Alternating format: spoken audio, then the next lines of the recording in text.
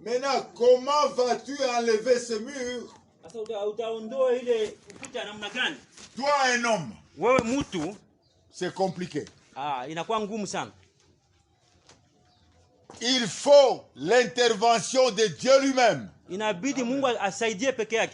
Si Dieu ne vient pas, selon sa loi, il faut que le sang soit versé. Que le sang soit versé. Et par le sang, la vie qui est dans le sang, c'est lui qui va détruire le mur. Comprenons cela.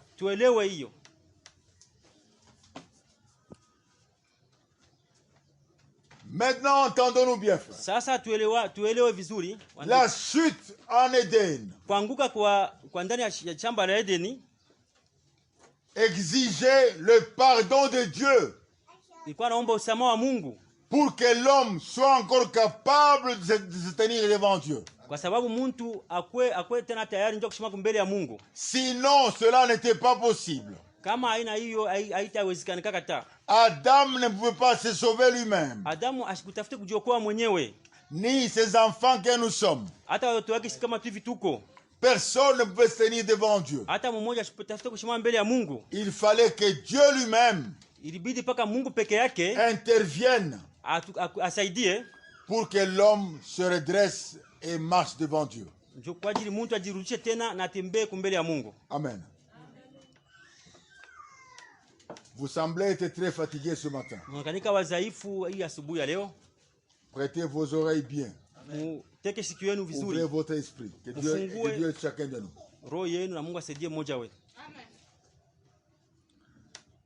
Ainsi donc, frère, l'amour de Dieu en lui-même, parce qu'il est lent à la colère,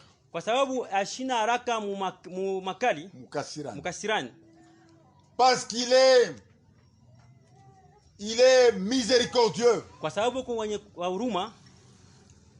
Alors ce Dieu-là, dans son amour, il a projeté la grâce.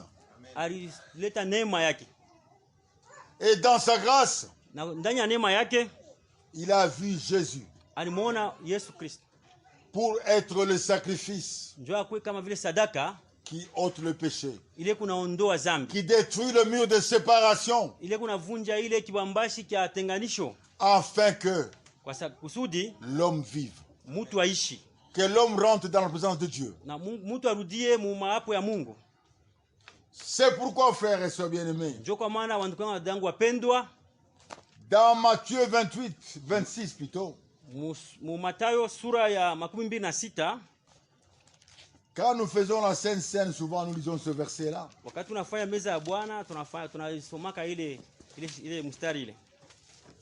Au verset 28,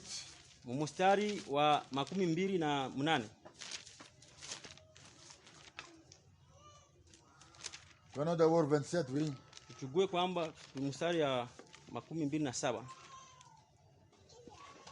Le jour avant de partir à Golgotha cette nuit-là, il a fait la Sainte Seine. Et il a pris ensuite une coupe. Et après avoir rendu grâce, il a leur donna en disant, buvez-en tous, car ceci est mon sang, le sang de l'alliance qui est répandu pour beaucoup, pour le pardon des péchés. Amen. Avant d'aller à Golgotha, Jésus a instauré la Sainte Seine et il leur a montré les choses qu'il fallait faire. Et quand il a pris la coupe, il a dit, ceci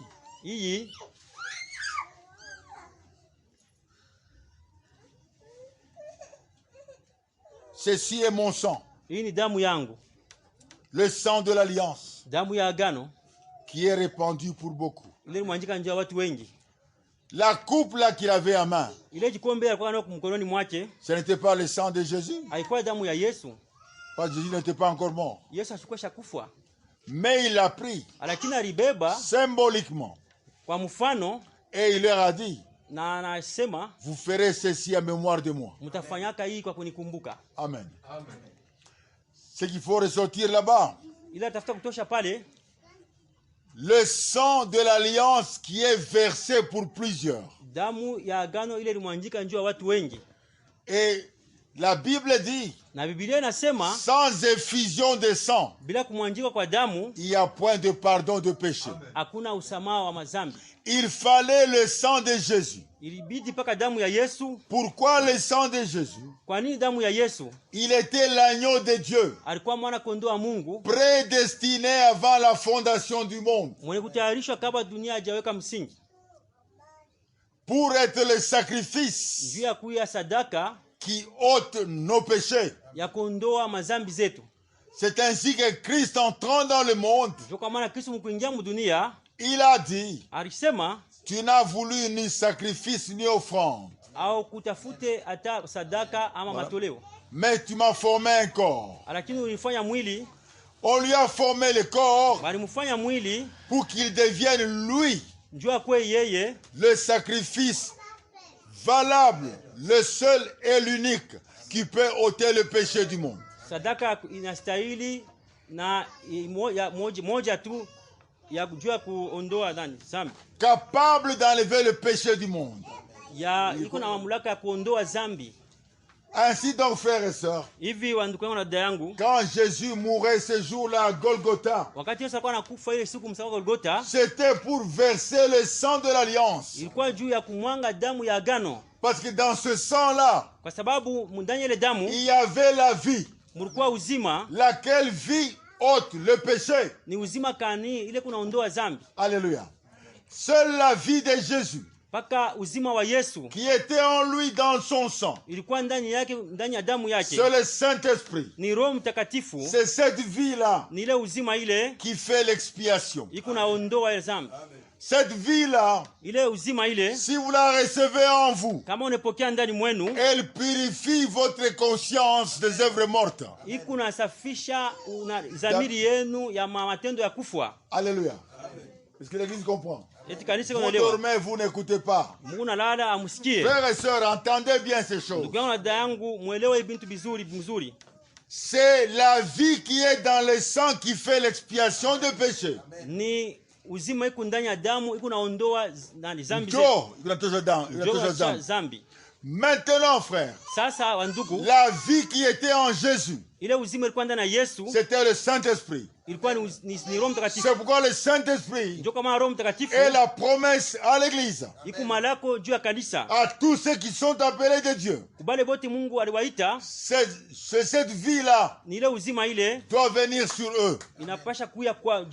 Amen.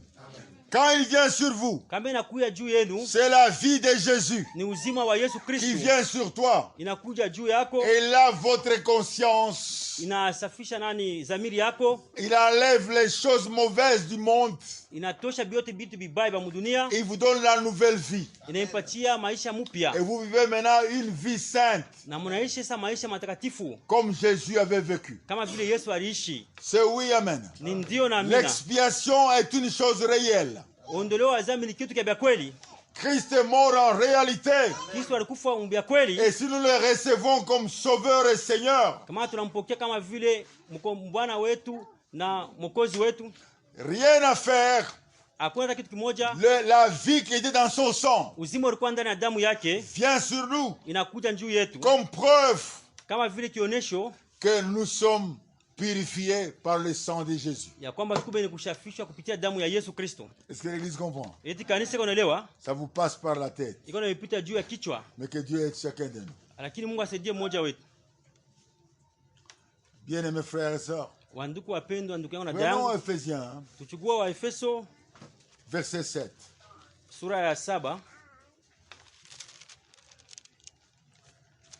Ephésiens 7, on nous dit, Waefeso wa kwanza mstari wa 7. En lui, ndani mwake nous avons la rédemption par son sang. Amen. Tuko na ukombozi kupitia damu yake. Est-ce que l'église comprend? Eti kanisa kunaelewa? Nous avons la rédemption tuko na ukombozi par son sang. kupitia damu yake. Qu'est-ce que la rédemption? Ukombozi inamaanisha nini? C'est le rachat. Ni kununuliwa. Nous étions perdus, tulikuwa benye kupotea, vendus à Satan par Adam. benye kuujisha kwa shetani kupitia Adamu. Maintenant Jésus-Christ, sasa hivi Yesu Kristo, par son sang, kupitia damu yake, il nous ramène à Dieu. Anaturudisha kwa Mungu. Un chrétien véritable Mkristo wa kweli n'est pas le serviteur de Satan. Ashina mtumishi wa shetani. On ne peut pas être dans l'église en même temps servir Dieu et servir Satan. Asiwezi kwa mkanisa paka pale tunatumikia shetani na Mungu, hapana. Quand on vient à l'église, kama tunakuja kanisa, on vient pour servir Dieu. Tunakuja na kumtumikia Mungu. Donc par son sang, nikusema kupitia damu yake, nous avons la rédemption. Tunapata ukombozi, le pardon des péchés, usamehe wa dhambi, selon la richesse de sa grâce. Kupitia mautajiri ya neema yake. Amen. Amen. Le pardon des péchés, usamehe wa dhambi, nous l'avons tukunayo parce que Jésus-Christ kwa sababu Yesu Kristo a versé son sang. Alimwanga damu yake.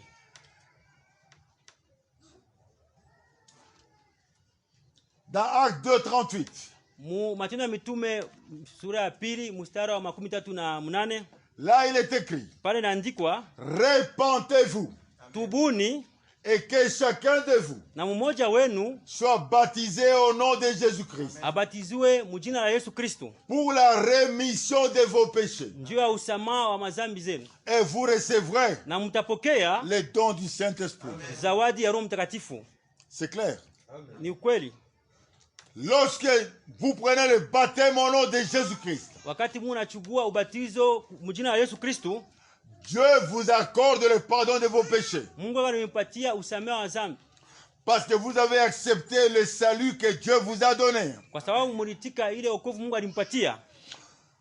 Et quand le pardon vous est accordé, asa kama ile usamaha banamipatia, la vie qui était dans le sang, uzima ilikuwa ndani ya damu, c'est le Saint-Esprit. Ni Roho Mtakatifu. Il vient sur vous. Inakuja juu yako. Amen.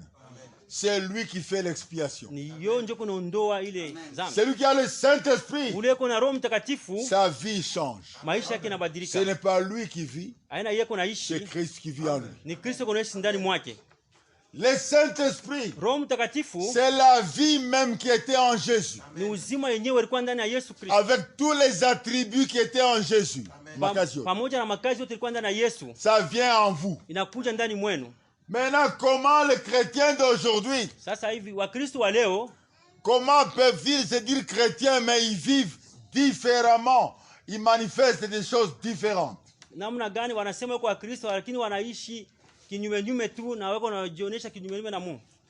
Ce n'est pas vrai. Mais l'œuvre de Golgotha, est parfaite. Amen. L'œuvre de Golgotha est parfaite. Elle est complète. Quand le sang de Jésus te purifie, l'esprit qui était dans ce sang-là vient sur vous. C'est lui qui fait l'expiation. C'est clair? C'est pourquoi les gens, quand ils croient, voyez, la vie, elle change. Mais après un temps, ils se noient encore dans le monde. L'esprit commence à tanguer, à aller loin de lui.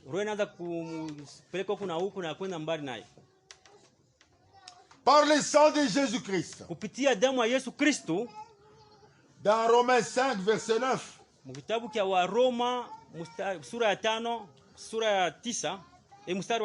nous avons la justification gratuite par le sang de Jésus. Nous avons la rédemption éternel. Tukuna ukombozi wa milele. Nous avons la justification. Tukuna uhesabia haki. Nous avons le pardon de nos péchés. Tukuna usamaha wa mazambi zetu zote. Et dans Romains 5 verset 10. Na mkitabu kia wa Roma sura 6 mstari wa 5 verset 10. Wa Roma sura 5 mstari wa 10. Il est écrit. Imeandikwa. Déjà quand Jésus était mort. Tayari Yesu wakati alikuwa alikufa. Nous étions déjà réconciliés avec Dieu par sa mort. Amen. Tulikuwa deja benye kupatana na Mungu kupitia kifo chake. Dans la mort de Jésus-Christ. Ni kusema kifo cha Yesu Kristo. Par le sang qu'il a versé. Kupitia damu alimwanga. Frères et sœurs bien-aimés. Ndugu yangu na dangu wapendwa. Nous étions déjà réconciliés avec Dieu. Tulikuwa tayari benye kupatanishwa na Mungu. Pensez à cela. Mufikirie kwa hiyo.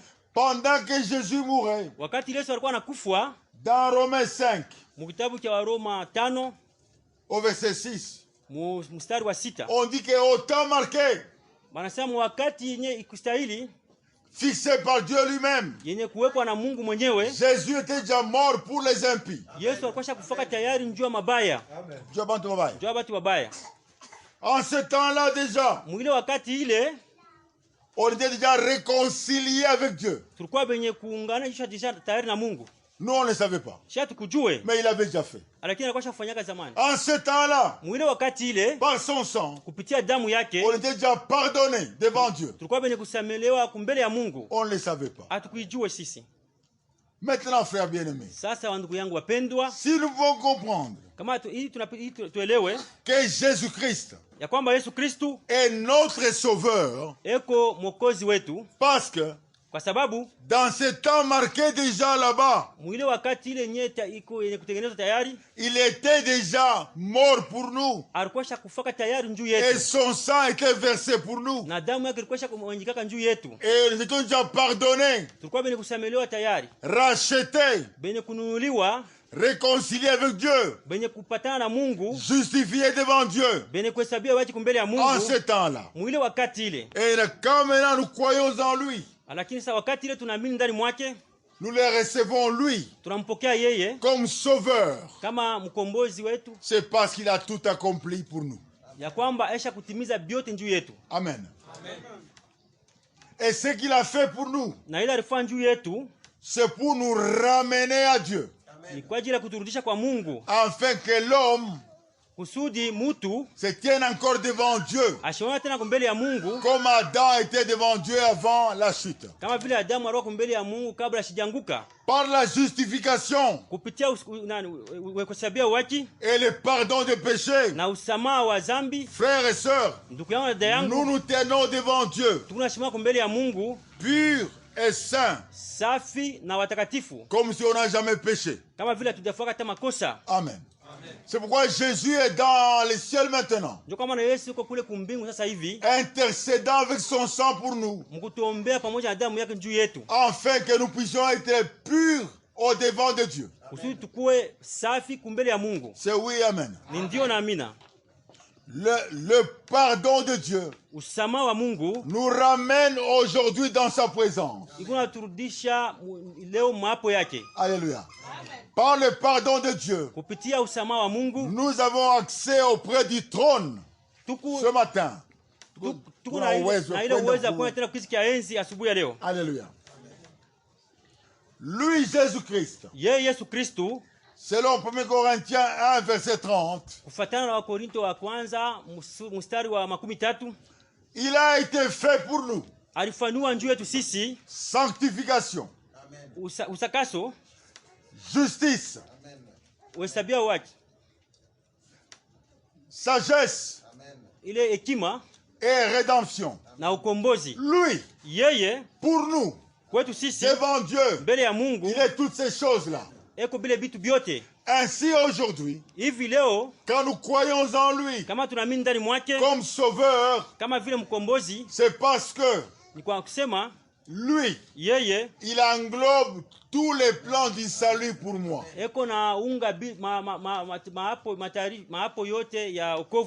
Dieu yangu. Amen. Il accomplit tout ce qui est le plan du salut pour moi. C'est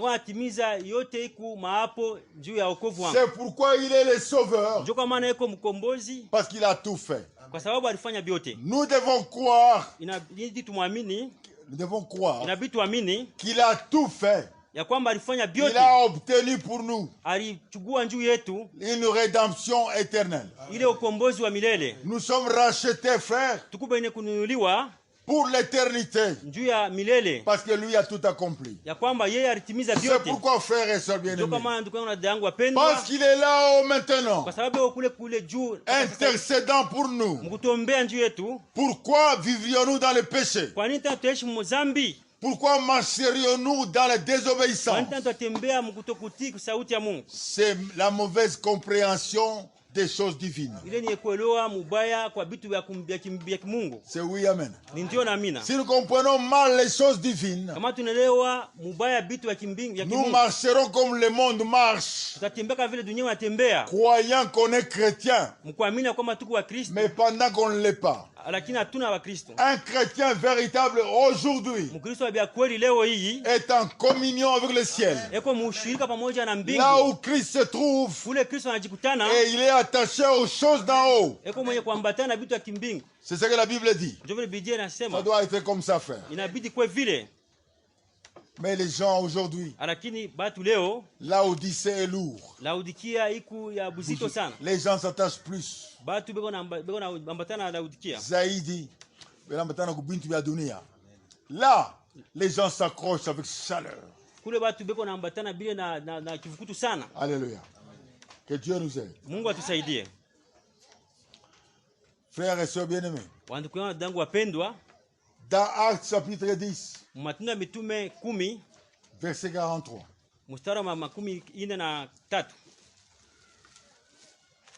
chez Corneille,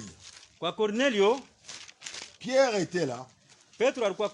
Jésus lui a envoyé.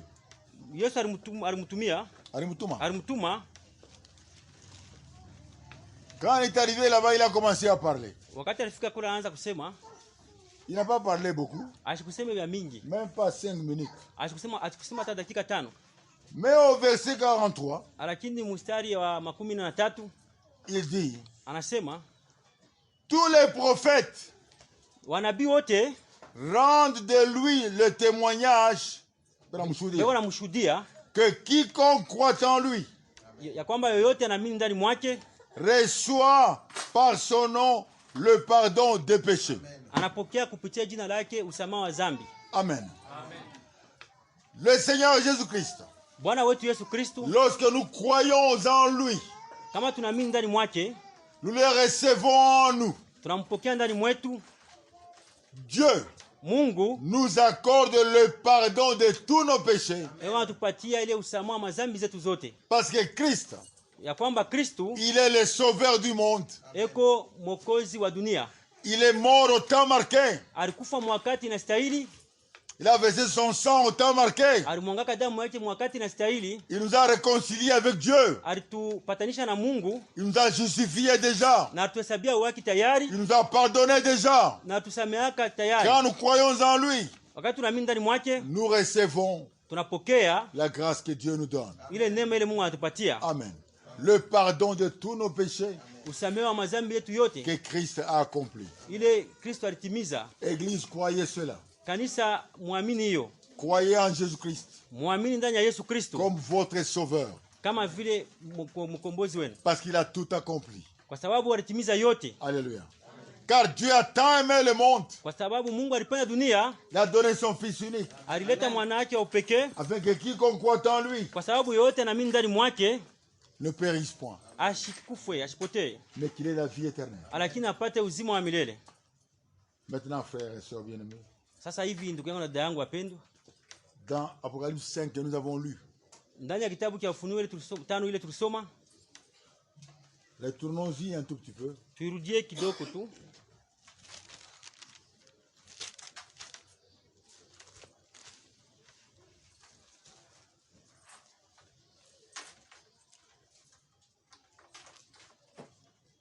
Nous lisons à partir du verset 8 encore. Tutasoma kuanzia mstari wa 8 tena. Quand il eut pris le livre, wakati alichukua kitabu, les 4 êtres vivants vile viumbe vyenye kuishi bine et les 24 vieillards na wazee 24 se prosternèrent devant l'agneau, banainama mbele ya mwana kondoo, tenant chacun une harpe et des coupes d'or, wenye kushika binanda na bikombe ya zahabu remplis de parfums, yenye kujana manukato, qui sont les prières des saints. Inakuwa maombi ya watakatifu. Et ils chantaient un cantique na walikuwa naimba nyimbo nouveau en disant, ya sasa mpya na kusema, tu es digne unastahili de prendre le livre ja kuchukua kitabu et d'en ouvrir les sceaux, na kufungua mihuri, car tu as été immolé kwa sababu ulichinjwa et tu as racheté pour Dieu na ulikomboa kwa Mungu par ton sang kupitia damu yako des hommes de toute tribu, batu ba makabila yote, de toute langue, ba malugha yote, de tout peuple, na mataifa yote, et de toute nation. na wa mainchi yote. La première chose, frères et sœurs, kitu cha kwanza ndugu yangu na dada yangu, lorsque l'agneau a pris le livre au ciel, wakati mwana kondoo anachukua kitabu ile kumbingu, imaginez les 4 êtres vivants, les chérubins. Fikirieni bile biumbe ine biko naishi na makerubi. Ce sont les chérubins. Ni makerubi. Avec les 24 vieillards ensemble. Pamoja na wazee 24. Certainement avec tous les anges dans le ciel. Kweli kweli pamoja na malaika wote kumbingu. Tous ont commencé à chanter un cantique. Bote waanza kuimba tayari nyimbo en louant l'agneau mkumsifu mwana kondoo qui était digne. Ule alistahili. Pourquoi était-il digne? Ni nini kwa sababu gani alikuwa alistahili? Parce qu'il a été immolé. Kwa sababu alichinjwa. Alléluia. La mort de Jésus-Christ. Kifo cha Yesu Kristo. Le sang versé par Jésus. Damu ile ilimwanga Yesu. Frères et sœurs bien-aimés. Ndugu yangu na dangu wapendwa. Cela a provoqué la joie même dans le ciel. Ile ileta furaha mkubwa hata kule kumbingu. Alléluia. Il y a eu des chants de louange. Kulikuya manimbo ya masifwa. Parce qu'il a racheté pour Dieu. Kwa sababu alikomboa kwa Mungu. Les hommes de toute tribu. Batu ba makabila yote. De toute langue. Ba malugha yote. De toute nation. Ba mainchi yote. Par son sang qui a été versé. Kupitia damu yake ilimwangika. Par le sang versé. Kupitia damu ile ilimwangika. Le pardon a été accordé à l'humanité. Usamaha ulileta kwa ulimwengu wote nzima. Alléluia. Donc Dieu nous a pardonné en Christ. Ni kusema Mungu alitusamea ndani ya Kristo. Et le pardon que Dieu nous a accordé na ile usamaha ile Mungu atupatia a provoqué la joie. Na ileta furaha même au ciel. Hata kumbingu. Devant les chérubins. Mbele ya makerubi. Devant les 24 vieillards. Mbele ya bazee 24. Même devant les anges. Hata mbele ya malaika. Cela a provoqué la joie. Ile leta furaha. Et la joie a donné les chants d'allégresse. Na ile furaha ileta ile nimbo ya manimbo ya furaha. Pourquoi? Parce que le pardon a été accordé aux hommes de la terre. Frères bien-aimés, le pardon de Dieu a apporté la joie. Verset 11. Je regardais et j'entendis la voix de beaucoup d'anges.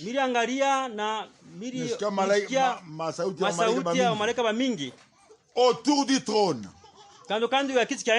Des êtres vivants et des vieillards. Et leur nombre était de myriades, de myriades, de milliers, de milliers. Ils disaient d'une voix forte, l'agneau qui a été immolé. Amen, frère. La mort de Jésus-Christ. L'agneau qui a été immolé est digne de recevoir la puissance, la richesse, la sagesse, la force, l'honneur, la gloire, et la louange. Na masifwa. Mais ici vous dormez. Sasa hapa moyo mko nalala. Frère, ndugu, la mort de Jésus-Christ kifo cha Yesu Kristo doit provoquer dans votre cœur inapasha kuleta ndani ya roho yenu la joie, ile furaha, les chants d'allégresse, ile nyimbo ya les furaha, cris de louange. ile Parce que si vous comprenez, kama mnaelewa, c'est pourquoi Jésus est mort pour vous. Ya kwamba Yesu alikufa juu yenu. Pourquoi vous êtes ici? Ya kwamba hapa mko hapa. Pourquoi Dieu vous a appelé à la parole? Kwani Yesu alimwita kuneno. Votre cœur devait se réjouir devant Jésus-Christ pour lui rendre honneur, gloire et louange et dignité, puissance, tout à lui seul. C'est oui, amen. Quand j'entends les gens qui disent que les films de Karachika les enseignent beaucoup de choses, ça m'étonne. Plus que Jésus. Jamais. Jamais. Jamais. Frère bien-aimé. Écoutez la Bible, ce qu'elle dit. Et toutes les créatures qui sont dans le ciel, sur la terre, sous la terre, sur la mer, et tous ceux qui s'y trouvent, je les ai entendus qui disaient, à celui qui est assis sur le trône et à l'agneau soit la louange, l'honneur, la gloire et la force au siècle des siècles. Et les quatre êtres vivants disaient Amen. Amen. Amen. Et les veillards se prosternèrent et adorèrent. Frère bien-aimé, la mort de Jésus et le sang versé à la croix produit la joie, la louange, la gloire à Dieu. Frère bien-aimé, comment est-ce que les chrétiens sont froids? Comment peuvent-ils être froids devant ces choses? Mais néanmoins, Jean dit qu'il a entendu.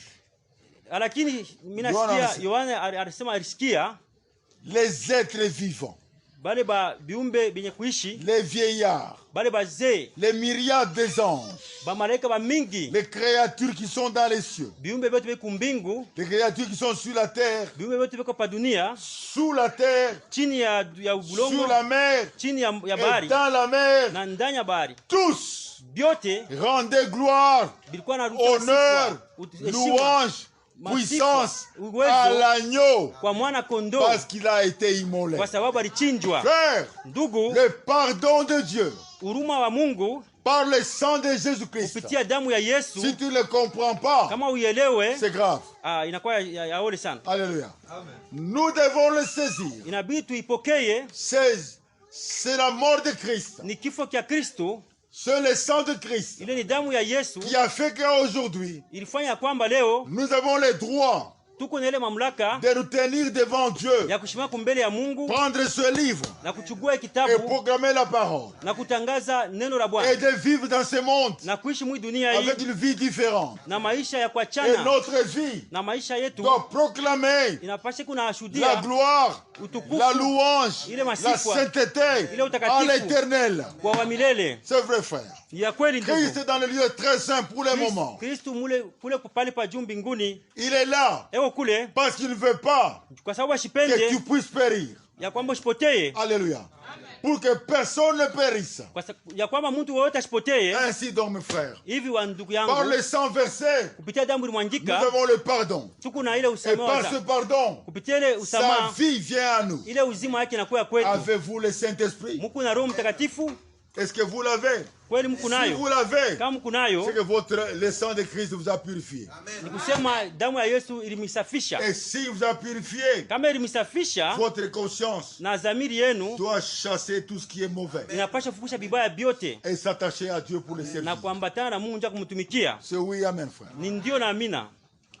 La puissance du pardon, comme le lever du soleil, il soulève dans les cœurs des gens, dans les cœurs des anges, même des chérubins, toutes les créatures dans la mer et partout, la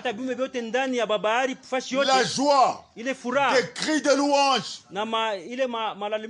des chants de louange, parce qu'ils ont dit l'agneau est digne, parce qu'il a été immolé. Frères et sœurs, la mort de Jésus, qu'est-ce qu'elle fait dans votre cœur?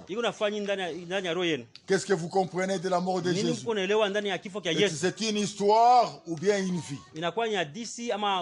C'est le pardon de Dieu. Amen. Afin que toi, tu te tiennes encore devant Dieu. Que Dieu nous aide, frère. Dans Exode 12, Mukutoka sura ya 12 au verset 13, mstari wa 13, Dieu dit à Israël en Égypte, Mungu anasema na Israeli mu Misri, mettez le sang sur immolez l'agneau maison par maison. Muchinje mwana kondoo nyumba na nyumba, et mettez le sang sur le linteau et la porte. Na muweke ile damu juu ya miamba na milango. Et quand je passerai dessus, wakati mitapita pale juu, je verrai le sang. Mitaona damu, je ne détruirai pas la maison. Na mitavunja ile nyumba. Le peuple dans la maison, ile taifa ndani ya nyumba, était sous le sang. Balikuwa chini ya damu. Ils mangeaient l'agneau à la hâte. Balikuwa nakula mwana kondoo kwa haraka. Et ils étaient prêts à partir à n'importe quelle heure. Na balikuwa tayari ndio kuondoka wakati yote. Le sang sur la porte et le linteau, damu kule kumiamba na kumilango, montrait que Israël était pardonné. Ilikuwa inaonyesha kwamba Israeli ilisamelewa. Par le sang versé, kupitia damu ile ilimwangika, le pardon est accordé. Na ile usamaha waliwapatia. Israël avait le pardon. Israeli alikuwa na usamaha, mais l'Égypte n'avait pas de pardon. Lakini Misri haikuwa na usamaha. Alors, sasa le sang versé, ile damu ilimwangika, a sorti la vie. Ilitoa uzima. Cette vie na ile uzima était devant la porte. Ilikuwa kumbele ya mlango. Quand Dieu passait, wakati Mungu alikuwa anapita, sa présence ile maapo yake était là. Ilikuwa pale. Alléluia. Et la mort na kifo ne pouvait pas frapper les maisons d'Israël. Haikupasha kupika ile manyumba ya Israeli. Le sang de l'alliance, ile damu ya agano, qui apporte le pardon, ile kunaleta usamaha, ramène la présence de Dieu au milieu de son peuple. Approche Dieu de son peuple. Et la puissance de Dieu entre en action. Alléluia. En ce moment-là, Dieu frappe l'Égypte. Et il accomplit la rédemption par le sang. Alléluia. Pharaon a lâché la main.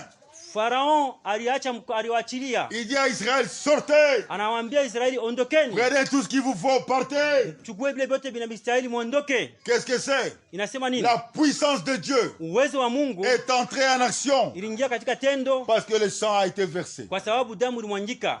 Frères bien-aimés, cette nuit-là, ile usiku ile, tous les dieux d'Égypte, bamiungu yote ya Misri, ils ont fui. Balikimbia. Se sont cachés je ne sais pas où. Balifichama sijue wapi. Parce que l'Éternel Dieu Tout-Puissant, kwa sababu Bwana wetu wa milele, il est passé par l'Égypte. Alipita kule ku Misri. Tous les petits dieux ont fui. Bale bamu kidogo bote walikimbia banapotea. Il y a un homme qui est allé en Égypte. Kuku mtu mmoja alienda kule ku Misri. Il est allé visiter la tombe de Pharaon. Alienda kuangalia makaburi ya Pharaon. Il dit, il y a une petite rivière là. Anasema kuka mtoni kidogo. Et la tombe est l'autre côté de la rivière. Na kaburi iko ngambo ya nani ya ile mtoni. Le cercueil de Pharaon est là. Na ile nani kaburi. Sanduku ya Pharaon iko pale. Il dit quand tu prends une pierre. Anasema kama unachukua ribwe pour jeter sur le cercueil là. Ya kusema upite ku ile sanduku, la pierre n'arrivera jamais là, elle tombe dans l'eau là. Asema ile jua haitafika pale itaangukia mai. Si tu es costaud, atoku mshujaa, tu prends les grosses pierres, unabeba ile jua mnene, le cercueil est là. Unaona sanduku pale, unapika, elle tombe ici. Inaanguka paka maji. La puissance des Égyptiens. Ile uwezo wa Misri. Mais ce jour-là, lakini ile siku, quand l'Éternel est descendu, wakati Mungu wa milele shuka, parce que le sang a été versé, kwa sababu damu ilimwangika, Israël pardonné, Israeli mwenye kusamelewa, frère, ndugu, tous les dieux d'Égypte, ba miungu yote ya Misri ont disparu. Bali potea. Là, le sang damu apporte le pardon. Ikunaleta usamaha. Et le pardon Na ile usamaha amène la puissance de Dieu. Ikunaleta uwezo wa Mungu. Amen, frère. La puissance du pardon. Ile usamaha Israël sort cette nuit-là. Israël anatoka ile usiku ile. Il commence à partir. Inaanza kwenda. Arrivé à la mer Rouge. Kufika kubahari nyekunda. Pharaon a suivi. Pharaon anafuata. Nous sommes dans Exode 14. Tukumu Kutoka 14. Pharaon le poursuit. Pharaon anabafuata. Et devant Israël, na mbele ya Israeli, la mer se tient là. Kurukuya bahari kule na shimama. Et les montagnes étaient à droite. Na huko kurukuya kilima kubwa sana. Et Israël regardait Pharaon venir. Na Israeli anaangalia Farao anakuja. Ils ont commencé à crier. Banaanza kulalamika. À Moïse. Kwa Musa. Pourquoi tu nous as amenés ici? Kwa nini utuleta hapa? Maintenant on va mourir. Sasa hapa tutakufa. Pharaon va nous tuer. Farao atatuua. Il va nous laisser en Égypte. Utafuta kutuacha mu Misri. Dieu dit à Moïse. Mungu anamwambia na Musa. Pourquoi tous ces bruits? Ni nini makelele? Qu'est-ce que tu as à la main? Una nini kumkono? Tu dis le bâton. Bakora. Il dit étends sur la mer. Asa nyosha ile bakora kule kubahari. Et fends la mer. Na upasule bahari. Quand la mer s'est fendue, wakati bahari ilipasuka, Israël est entré dedans. Israeli aliingia ndani. Alors Pharaon a couru vite. Na sasa Farao anakimbia mbio pour venir entrer aussi. Njoo kuingia na yeye. Pour les tuer tous. Njoo kuwaua wote. Mais le chemin n'était pas ouvert pour lui. Njia haikufunguliwa juu yake. Alors à l'instant là, paka pale wakati ile, la colonne de feu ile nguzo ya moto qui était au devant d'Israël. Ilikuwa kumbele ya Israeli. Imaginez frère. Mufikirieni ndugu. Elle quitte devant. Inatoka kumbele. Elle rentre en arrière. Inarudia nyuma. Il se tient derrière le camp d'Israël. Inasimama kumkongo ya kambi ya Israeli. La colonne de feu ile nguzo ya moto commence à combattre pour Israël. Inaanza kupigana juu ya Israeli. Contre les Égyptiens. Juu ya wale wa Misri. La colonne de feu ile nguzo ya moto a frappé les Égyptiens. Inapika wa Misri. Il y a un an, on m'a envoyé les photos dans l'appareil. Kuku mwaka moja walinitumia ile mapicha ndani ya simu yangu. On a trouvé dans la mer Rouge, il y a pas longtemps ici. Baripata mbari nyekunda hapa ya kawia. Les armes anciennes là, des soldats anciens. On a trouvé beaucoup dans la mer Rouge, on a ramassé les échantillons, on a amené en Égypte. Ile masila ya zamani ile baripata ndani ya. Ils ont dit ici il y avait une grande guerre ici. Banasema hapa palikuwa vita mkubwa. On voit les armes des soldats ici. Tunaona masila ya askari. Et des squelettes des gens qui étaient éparpillés par-ci par-là. Na ile mifupa ya watu ile iko ya kuzamba zamba. Pharaon et son armée na ile jeshi yake était englouti là. Bari mezwa mule. Par qui? Kuna nani? Par le Saint-Esprit. Kupitia Roho Mtakatifu. Frères bien-aimés. Ndugu wapendwa. Je veux que vous compreniez ceci. Mimi nabidi muelewe hiki. Lorsque le sang est versé, wakati damu inamwangika, le pardon est accordé. Ile usamaha zambi et quand le pardon est accordé, wakati ile usamaha zambi wanaleta, la présence de Dieu s'approche. Maapo ya Mungu inakaribia. Et quand il s'approche, kama inakaribia, sa puissance ile uwezo wake entre en action. Inaingia katika tendo. Alléluia. Comprenez cela. Muelewe hiyo. Ainsi donc, hivi kusema, Israël a été délivré. Israeli balimkomboa. Israël est parti. Israeli anaenda. Pharaon est mort. Farao anakufa parce que Dieu kwa sababu Mungu a intervenu. Mungu alikuja kuwasaidia. Alléluia. Maintenant écoutons bien. Sasa tuelewe hapa mzuri. Prenons maintenant Marc 11. Nous voulons achever. Chukua kitabu cha Marko sura ya 11. Congolo lis-nous maintenant, comme ça les gens se réveillent un peu. Congolo tusomele, tusome. Marc 11 verset 24 à 26. Marko 11 mstari wa 24 mpaka mstari wa 26.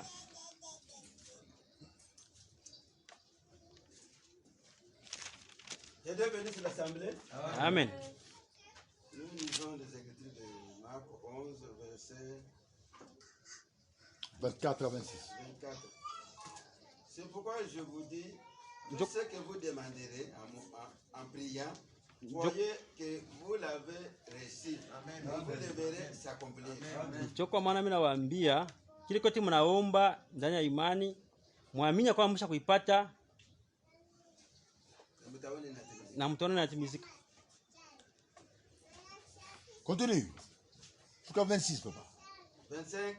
Lorsque vous êtes debout, na wakati mko mwenye kusimama juu, faisant votre prière. Mkufanya ombi lenu. Et si vous avez quelque chose contre quelqu'un, kama muna kitu moja fulani juu ya mtu mwingine, pardonnez. Mumusamee. Afin que votre Père qui est dans le ciel vous pardonne aussi vos offenses. Kwa sababu Mungu ene kumbingu naye amisamee makosa yenu. 26. Mais si vous ne pardonnez pas, lakini kama musamee, votre Père qui est dans le ciel ne vous pardonnerait pas non plus vos offenses. Na baba ene kumbingu asita misameaka hata kidogo makosa yenu. Nous sommes ici, frères et sœurs. Tuko hapa wanduku na dada. Cette promesse est certaine et véritable. Hii malako kwa ya kweli kabisa. C'est oui, amen. Ndio na amina. Jésus-Christ vous promet. Yesu Kristo anamilaka. Il dit, c'est pourquoi je vous dis. Anasema njoo kama nawaambia, tout ce que vous demanderez en priant, biote bile mtaomba mkuomba, croyez que vous l'avez reçu. Muamini kwamba mshaje kuipokea, et vous le verrez s'accomplir. Na mtaiona kutimilika. Est-ce que vous croyez cette phrase? Eti mnaamini hii andiko? Beaucoup de gens ne croient pas. Batu mingi baamini. Mais si vous croyez, que Dieu vous bénisse. Lakini kama nini mnaamini Mungu ambariki. Il dit croyez. Anasema muamini. Que tout ce que vous demandez en priant, ya kwamba biote bile mnaomba muombi, vous l'avez déjà reçu. Musha kuipata tayari. Regardez que les choses là que vous avez demandé, vous l'avez déjà reçu. Mwangalie kitu mliomba musha kukipata. Et vous le verrez s'accomplir. Na mtaiona kutimilika. Mais lakini voici le secret.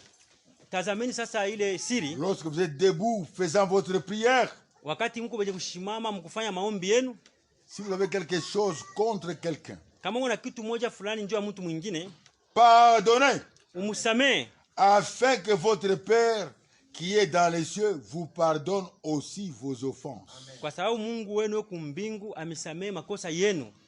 Comprenons cette chose-là. Mwelewe bile bintu ndugu. La promesse de Dieu est certaine pour chacun de nous. Malako ya Mungu kwa bya kweli njoo mmoja wetu. Es-tu malade? Kama kumgonjwa, crois cette promesse-là. Amini kwa ile malako ile. Tu manques quelque chose? Kama unakosa kitu fulani, crois cette promesse-là. Amini njoo ile malako.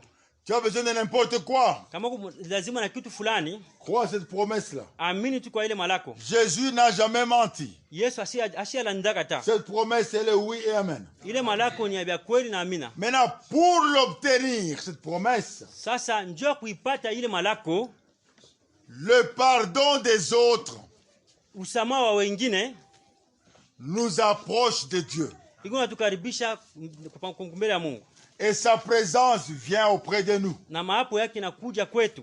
Est-ce que vous comprenez ça? Eti munaelewa hiyo? Pendant que vous priez, wakati munaomba, l'esprit peut vous rappeler. Ile roho inaweza kumikumbusha. La conscience de chaque homme parle. Ile zamiri ya kila mtu kunasema. Frère, si tu as volé, kama uliiba, ta conscience, ile zamiri yako, va toujours te dire, itakwambia, pourquoi tu as volé? Kwa nini uliiba? Mais cette chose-là, hii kitu hiki, tu l'as volé. Uliiba. Pourquoi tu as volé? Kwa nini uliiba? Tu ne vas pas te reposer même pendant combien d'années? Hautakalaka hata siku moja, hata hautapumzika. Tu auras toujours la question qui te pose toujours. Kutoka paka na swali unakuuliza kila siku. Pourquoi tu as volé? Kwa nini uliiba? Ça appartient à autre chose. Hii ni ya mtu mwingine. Il ne fallait pas voler. Haikupashi kubeba hiyo. Tu veux prier. Unataka kuomba. Pourquoi tu as volé? Bana kukumbusha tena kwa nini uliiba. Excusez-moi ce que je vais vous dire. Munisamee kwa ile napenda kuniambia. Il y a une sœur très chère. Kulikuwa dada moja hivi yuko wa bei. Une sœur bien respectée. Ule dada mwenye kuheshimiwa sana. À Kolwezi. Kolwezi. Un jour, siku moja, en quittant l'église, j'ai pris beaucoup de gens. Elle aussi était là aussi. Alors, à un moment donné, quand je l'ai déposée chez elle, je l'ai vu s'incliner. Et puis elle me dit, frère, je vais te poser une question. Chaque fois que je commence à prier, les choses que j'ai faites commence à me revenir. Qu'est-ce que je dois faire? Ça m'embrouille tous les jours ici. Qu'est-ce que je veux faire? Elle était mariée, mais elle avait en même temps une vie mauvaise Na alikuwa tout en étant en mariage. Alikuwa na kila wakati na maisha mubaya wakati alikuwa ndani ya ndoa. Maintenant quand elle prie, wakati alikuwa anaomba, elle me dit, ananiambia, ça me revient toujours. Iko yanirudia kila wakati. Qu'est-ce qu'il faut faire? Naweza kufanya nini? J'ai dit demande pardon à Dieu. Mimi naambia omba msamaha kwa Mungu. Le sang a la puissance. Damu iko na uwezo. Que Dieu te pardonne. Mungu akusamee. Il n'y a que lui. Kuko paka yeye. Je sais que tu es la paix avec Dieu. Omba paka pale utapata usalama na Mungu. Le sang de Jésus damu ya Yesu purifie notre conscience iko nasafisha dhamiri yetu des œuvres mortes kumatendo ya kufwa et nous rend capables na yeye atufanya tukue na de uwezo servir Dieu. ya kumtumikia Mungu. Frère, Mungu, ndugu, sœur, dada, pécher volontairement, kufanya dhambi kwa makusudi c'est une mauvaise chose. ni kitu kibaya sana. Ça va te revenir chaque fois que tu seras devant Dieu. Itaenda kurudia kila wakati wako mbele ya Mungu. Est-ce que vous le savez? Mnaijua? 1 Jean 3, Yohana wa kwanza mstari wa kwanza sura ya 3 verset 20. mstari wa 12. C'est écrit là-dedans. Inaandikwa mule ndani. Regarde. Ndugu Kongolo, utusomeze. Ne te fatigue pas. Nous sommes à la fin. Choke tuko mwisho.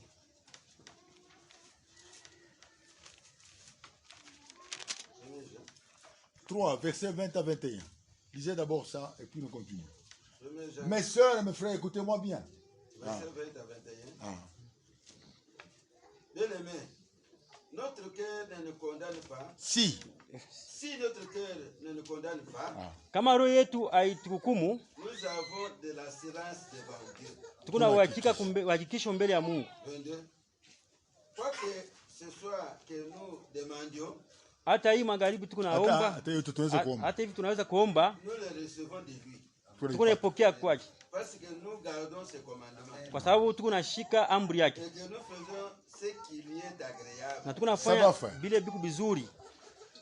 Si notre cœur nous condamne, kama roho yetu inatuhukumu, Dieu est plus grand que notre cœur. Mungu eko munene sana kuliko roho yetu. Et nous n'avons pas d'assurance devant Dieu. Hatuna hakikisho kumbele ya Mungu. Frères et sœurs bien-aimés, ndugu yangu na dangu wapendwa, Jésus dit, Yesu anasema, cette promesse est véritable. Hii malako ni ya kweli. Tout ce que vous demanderez en priant, ili yote mtaomba ndani ya maombi, croyez muyamini, et vous l'avez déjà reçu. ya kwamba msha tayari kuipata, et vous le verrez s'accomplir. na mtaiona kutimizika. Mais lakini quand vous commencez à prier, kama mnaanza kuomba, s'il y a quelque chose dans votre cœur kama kitu moja fulani ndani ya roho yenu qui vous condamne, ile kuna mikumu, arrangez d'abord. tengeneza mbele. Est-ce que vous comprenez? Eti Mungu naelewa. Si il faut pardonner quelqu'un, kama inabidi kusamea mtu, pardonnez-le umsamee de tout votre cœur, na roho yenu yote, afin que kwa sudi votre Père qui est dans les cieux vous pardonne aussi. Baba yenu kumbingu amisamee na mweye. Amen. Parce que le péché kwa sababu zambi met les murs entre vous et Dieu. iko na kibambashi kati ya Mungu na nini. Lorsque Dieu vous pardonne, wakati Mungu anamsamea, le sang de Jésus, damu ya Yesu, entre en action. inaingia katika tendo. La présence de Dieu maapo ya Mungu vient auprès de vous. inakuja pembeni yako.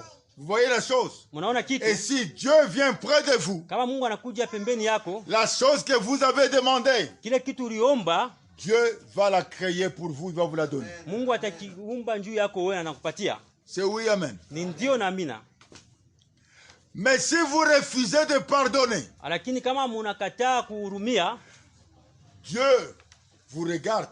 Mungu ananiangalia. Vous-même vous fermez votre porte. Wewe peke yako unafunga mlango yako. Vous dressez un mur. Unajenga kibambashi. Votre prière n'arrivera pas. Na maombi yako haitafika. Le pardon usamaha vous accorde la grâce devant Dieu. iko naipatia ile neema kumbele ya Mungu. Alléluia. Sa présence vient auprès de vous. Maapo yake nakuja pembeni yako. Et quand sa présence arrive, kama maapo yake nakuja, tout est possible à celui qui croit. Na vyote vinakuwa biepesi kwa yule anaamini. Devant Dieu, rien ne peut vous faire obstacle. Mbele ya Mungu hakuna kitu mtakuwa kikwazo. Peut-être tu es malade. Inawezekana uko mgonjwa. Peut-être tu as besoin du travail. Inawezekana uko lazima na kazi. Peut-être tu as besoin d'un enfant. Inawezekana uko lazima na mtoto. Peut-être tu as besoin de n'importe quoi, je ne sais pas moi. Inawezekana uko lazima na kitu mwashijue. Mais Dieu dit, lakini Mungu anasema, demandez.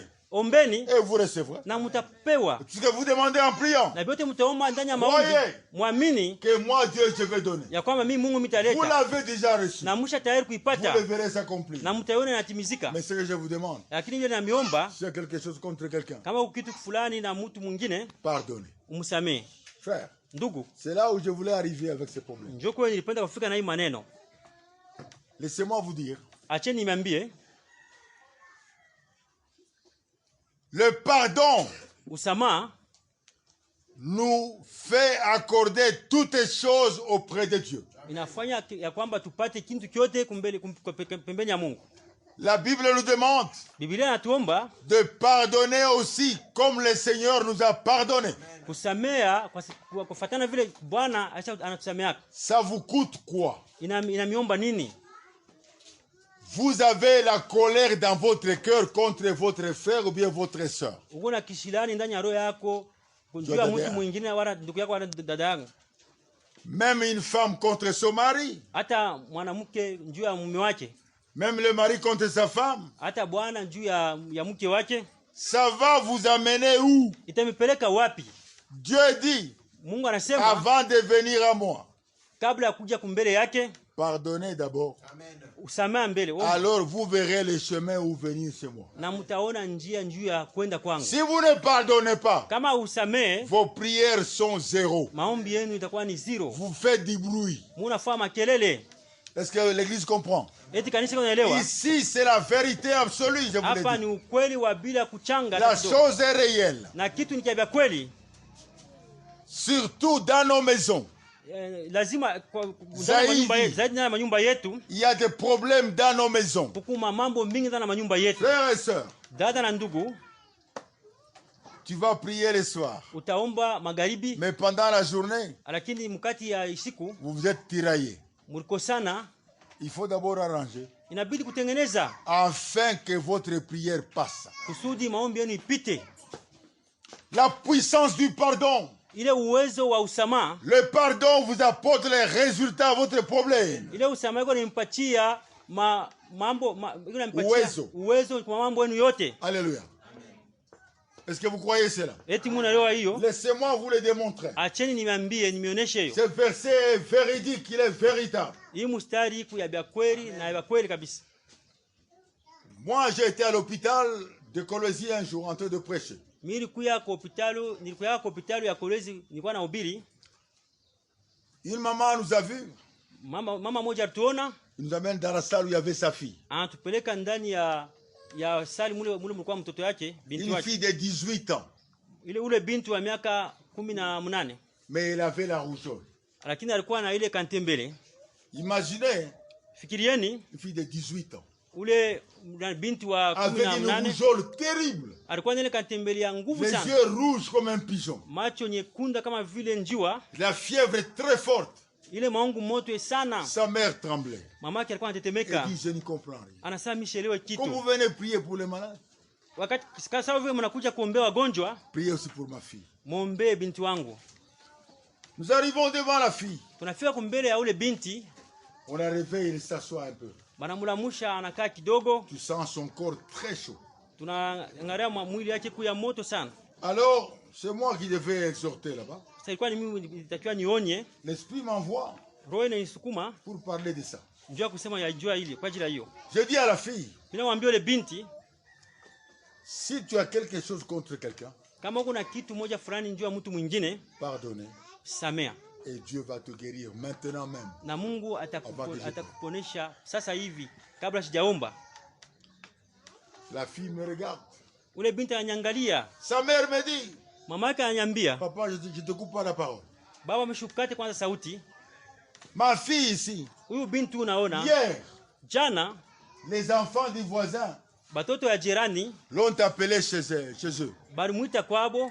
Quand il est allé chez eux, wakati alienda kule kwabo, ils l'ont enfermé au salon. Balimfunga ndani ya salon. Ils ont commencé à la battre. Baanza kumupika. Alors il a pleuré. Sasa lilia. Elle est sortie en colère. Alitoka na ile kasirani. Pour aller voir son père. Njoo kwenda kuona baba yake. Et son père, comme je le connais, baba yake sasa vile namjua, c'est mon mari. Ni mume wangu. Mais il est très méchant. Lakini ni mtu mkali sana. S'il voyait ces problèmes, kama aliona ile mambo, il va faire la guerre à cette famille-là. Atafanya vita na ile jamaa. Et on aura des problèmes dans les quartiers, ce n'est pas bien. Na tutapata mambo ndani ya quartier na mzuri. Je prie ma fille, dis ma fille, laisse ça. Mimi nachukua binti yangu naambia acha, haina mzuri, wasamee. Elle a dit non maman, pourquoi ils m'ont battu? Hapana mama. Qu'est-ce que j'ai fait? Kwa nini wanipiga? Ilifanya nini? Tamwona baba. Sa mère l'a calmé, Mama anamwambia acha. Mais il n'a pas supporté, il pleurait toute la nuit. Ashikwache alikataa tu, anaanza kulia usiku wote mzima. Avant 4h du matin, kabla saa ya asubuhi ifike ya 4h, la rougeole est sortie. Ile nani katimbele natoka. On l'a amené à l'hôpital. Banampeleka ku hospital. Je dis mimi nasema ça y est. Joy. Alors je dis à la fille, mimi naambia yule binti, tu vois ce problème là? Unaona hii maneno? Pardonne maintenant. Samea sasa hivi. Et moi je prierai pour toi. Na mimi taomba juu ya wewe. Jésus va te guérir. Na Yesu atakuponesha. Tu vas aller à la maison. Na utarudia kunyumba. Elle me regarde en face. Ananiangalia tena hivi mwi. Elle n'a pas eu de fois où je me regardais en face comme ça dans les yeux. Ananiangalia hivi. Moi je la regardais aussi. Na mimi namwangalia. Je dis ma fille. Sema binti wangu. Pardonne. Samea. De tout ton cœur. Na roho yako yote. Je l'ai exhorté. Mimi namuonya. Elle accepte. Anakubali. Elle fait. Anafanya je pardonne. Mimi nasamea. Je dis non. Nasema hapana. Ce n'est pas assez, tu n'as pas pardonné de tout ton cœur. Ayamaliza au ya samea na roho yako. Ôte la chose de ton cœur. Toa kitu iko roho yako. Enlève ça. Ukitoshe. Ça te ferme le chemin de la guérison. Ikunafunga njia ya kuponyaji. Pardonne. Samea. Toi tu es ici. Wewe uko hapa. Et ils sont à la maison en train de se réjouir. Bobe uko nyumba biko nafurahi. Pourquoi tu vas rester ici? Njoo utabaki hapa pa. Non. Hapana. Pardonne. Samea. Il faut que tu ailles aussi à la maison. Na wewe inabidi urudi kunyumba. Deuxième fois, elle a expiré un peu plus fort. Mara nyingine tena. Akapumzika tena kwa nguvu. Je pardonne. Anasema mimi nasamea. Je dis non ma fille. Nasema hapana. Vas-y encore la dernière fois. Wewe tena mara ya mwisho. Prouve-moi que tu as pardonné de tout ton cœur. Je veux prier pour toi et Jésus va te guérir. Onesha kwamba unarumia roho yako yote na mimi taomba njia wewe na Yesu atakuponesha. Ananiangalia tena. Et puis il dit oui. Anasema ndio. J'ai pardonné. Mimi wasamea. Je dis amen. Nasema amina. Dis maintenant je veux prier pour toi. Sasa mimi taomba juu yako. Jésus va te guérir. Yesu Il dit donne-moi ta main. Leta mkono yako. Donne sa main. Aleta mkono yake. Je priais moi et mes deux frères. Mimi naomba mimi na wandugu walikuwa pale wawili. Après nous avons laissé la fille. Kisha tunamwacha tunaenda. La nuit là. Usiku. Sa mère dit. Mama yake anasema. La rougeole s'est multipliée par 2. Anasema ile kantembele inazalika tena kwa mingi sana. Tout ce qui était caché dans le corps est sorti. Bile biote bilikuwa chafuta ndani ya mwili binatoka sasa. La fièvre est montée grave. Ile maungu mote inapanda sana. Sa mère avait peur. Mama yake alikuwa anaoga. Elle dit. Anasema. Pourquoi ces gens sont venus prier pour mon enfant? Kwa nini hapa watu walikuwa kuombea mtoto yangu? Elle a oublié que c'est elle qui nous a appelés. Anasabu kwamba ndio tuita. Maintenant on a prié pour l'enfant. Lakini tunaomba njoo mtoto sasa. Et l'enfant et la maladie devient plus grave encore. Magonjwa yanakuwa tena ya nguvu sana. Elle a commencé à regretter. Anaanza kuhuzunika. Cette prière ici. Sasa hii maombi. Non. Hapana. Mon enfant devient très malade. Mtoto wangu anakuwa tena mgonjwa sana. La nuit comme elle est longue. Sasa vile usiku ni urefu. Elle a dormi aussi. Alala kidogo. Le matin très tôt. Asubuhi mapema. Elle enlève la couverture de sa fille. Anatosha ile blanketi ya binti wake. Elle met la main comme ça. Anaweka mkono kulichafu yake. Température normale. Ile nani? Température normale. Et il regarde sur sa peau. Anaangalia mwili wake, ngozi yake. Hakuna kitu. Ah, elle dit je ne comprends rien. Sasa ashelewe kitu. Il la laisse dormir. Anamwacha analala. Vers 7h du matin. Kisha saa ya 7. La fille se lève. Ule binti analamuka. Elle s'assoit. Anakaa. Sa mère lui demande. Mamake ma fille, comment tu sens? Unasikia nini? Elle dit non. Je me sens très bien. Mimi nasikia mzuri. Les yeux normaux. Macho inarudia mzuri. Le corps normal. Ngozi inarudia. Les docteurs arrivent vers 8h dans la visite. Ule daktari anakuja sasa kwa njoo kuangalia wagonjwa. Il regarde la fille. Anaangalia ule binti. Il dit qu'est-ce que vous avez fait hier? Sasa mlifanya jana. Il dit on a sima prié pour elle. Sasa waliomba tu kwa ajili yake. Elle n'a rien. Sasa shina na kitu. Vous pouvez sortir. Mnaweza kutoka. Il dit vous allez passer au bureau à 10h. Mtapita musa ya 10. On a fait le papier. Tunafanya ile karatasi. Et à 11h elle est partie à la maison. Na saa ya 11h anarudia kunyumba. Ma sœur et mon frère. Ndugu yangu na dada yangu. Le pardon. Ile usamaha ramène la puissance de guérison. Naletaka ile uwezo wa uponyaji. Jésus, sa parole ne peut pas faillir. Yesu sauti yake haibadilikake. La maladie quelle qu'elle soit. ile magonjwa ata nguvu yayo yote. Frères et sœurs, ndugu na dada, mettons la maladie ici et Jésus là-bas. Tuweke magonjwa hapa na Yesu hapa. On verra qui est vainqueur. Tutaona nani mshindaji. Alléluia. Il n'y a que le pardon kukupaka usamaha qui apporte la puissance de Dieu pour la guérison. Unaleta uwezo wa Mungu ndio uponyaji. Alléluia.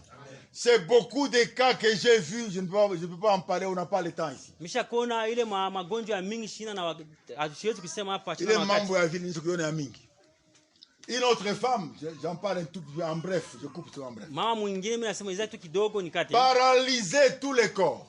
Alikuwa mwenye mwili yote yenye kufa kabisa. Il ne restait que la tête qui faisait ça. Et les yeux qui regardaient, la bouche qui parlait. Tous les corps paralysés. Ça ne peut même pas bouger. Même si tu la touches comme ça, il ne sent rien.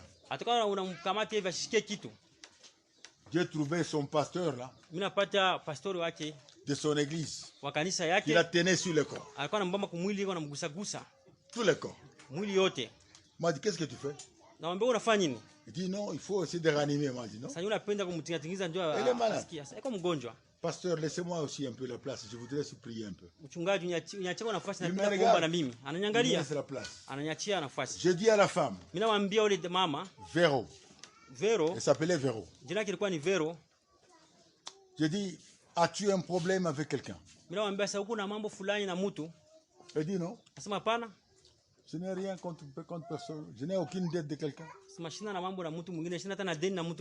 Rien que la tête qui faisait ça. Tous les corps inertes. Sa mère était à côté. Elle me regardait. Alors je lui dis, ma soeur Véro, entre toi et ton mari, est-ce qu'il n'y a rien?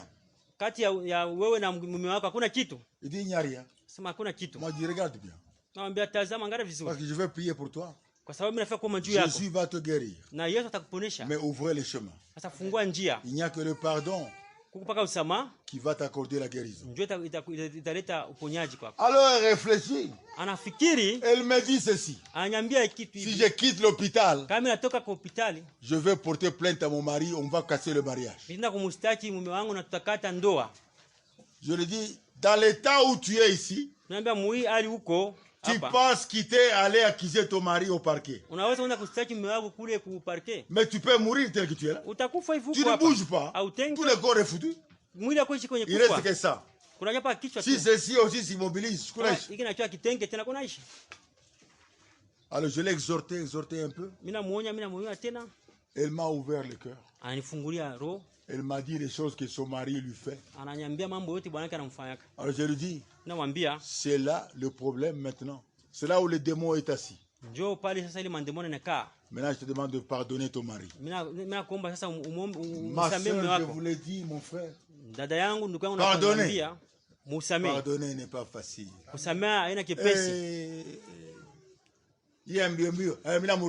Bongo. C'est pas vrai. Elle est malade, mais le visage change. Elle voulait gonfler. Non. Moi, je dis, non. Je suis venu pour t'aider. J'ai amené Jésus pour te guérir. Pardonne ton mari. Oublie-le.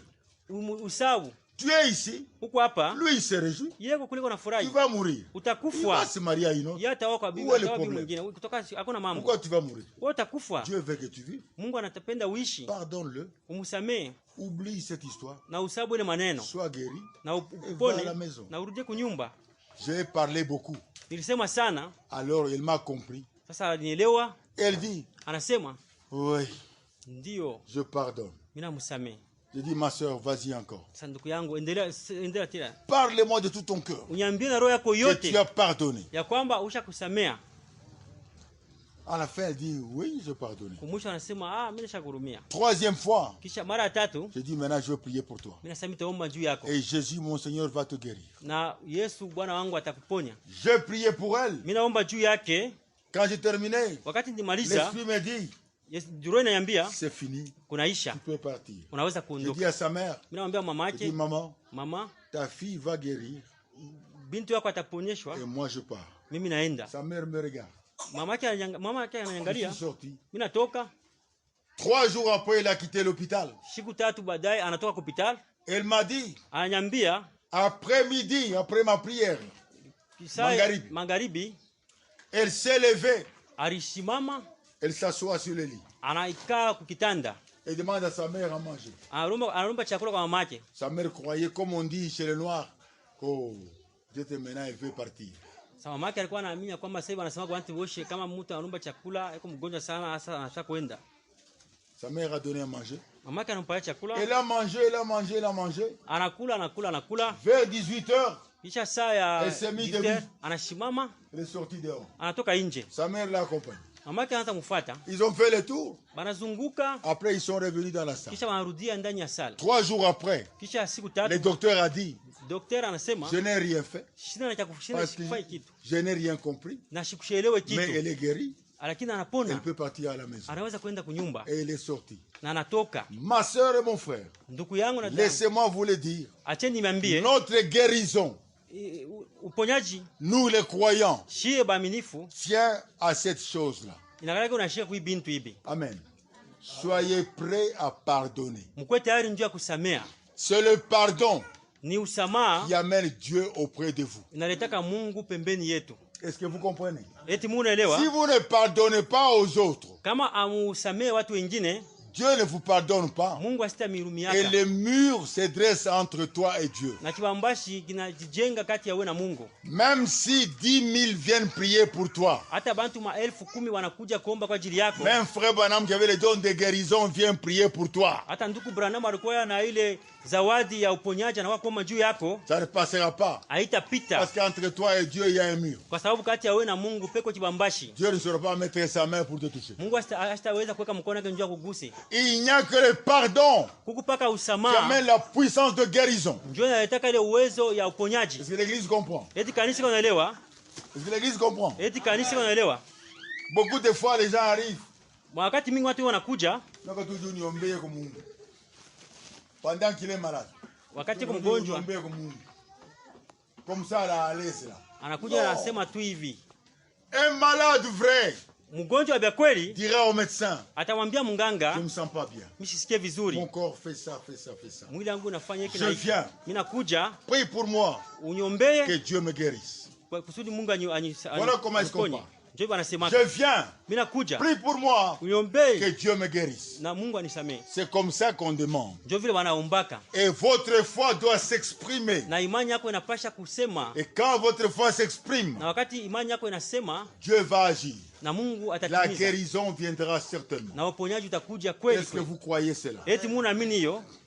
Votre problème que vous avez, vous voulez avoir le travail, vous voulez peut-être avoir je ne sais pas quoi. Commencez par pardonner, mettre en ordre avec Dieu. Si l'esprit vous rappelle quelque chose contre quelqu'un, pardonnez, frère. Gagnez la piste, entrez dans la voie, allez vers Dieu. Alléluia. Quand tu seras devant Dieu, tu auras la réponse. Alléluia. Dans le pardon, il y a la puissance qui vous donne la clé d'entrer dans les trésors célestes.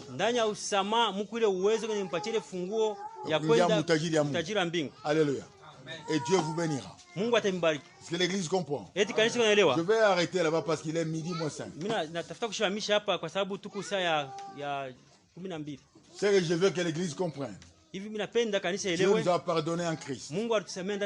Et ce pardon-là nous a donné la porte d'entrée au ciel. Et nous aussi on nous demande de nous pardonner réciproquement. En nous pardonnant réciproquement, la présence de Dieu est au milieu de nous. Et tout ce que nous demanderons à Dieu, nous allons le recevoir. Tu as besoin de quoi? Tu as besoin de quoi, mon frère, ma soeur? Tout ce que tu as besoin. Si ton cœur te condamne, enlève la condamnation. Et laissez le chemin propre. Et la chose, tu la verras. Dieu va te l'accorder. Que Dieu vous bénisse ce matin. l'assemblée la plus fatiguée aujourd'hui. Que Dieu vous bénisse. Mkutano iku yenye kuchoka sana ya leo. Je m'arrête là-bas. Tunamaliza, tunashimamia hapa. C'est à la croix, oh, c'est à la croix qu'il annota le poids. Et c'est à la croix, c'est à la croix qu'il annota le poids. C'est à la croix, c'est à la croix, oh, c'est à